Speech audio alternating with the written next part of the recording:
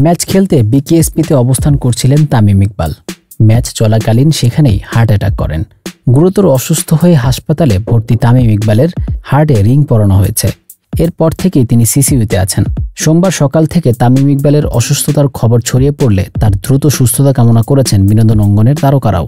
চলুন এক নজরে দেখে আসি কোন তারকা কি লিখেছেন। তামিমের অসুস্থতার খবর ছড়িয়ে পড়ার পর শাকিব খান তার ভেরিফাইড ফেসবুক পেজে লিখেছেন, বাংলাদেশ ক্রিকেটের গর্ব তামিম ইকবালের দ্রুত সুস্থতা কামনা করছি। প্রার্থনা করি আল্লাহ তাকে সম্পূর্ণ সুস্থ করে আমাদের মাঝে ফিরিয়ে নিয়ে আসুন। চিত্রনায়ক আরেফিন শুভ তার ফেসবুকে লিখেছেন, হিরোদের ফিরে আসতে হয় আরও শক্তিশালী হয়ে। আপনি সুস্থ হয়ে ফিরবেন ইনশাআল্লাহ, সে অপেক্ষায় রইলাম। তামিম ইকবালের দ্রুত সুস্থতা কামনা করে অভিনেতা জিয়াউল ফারুক অপূর্ব লিখেছেন, তাড়াতাড়ি সুস্থ হয়ে ওঠো তামিম।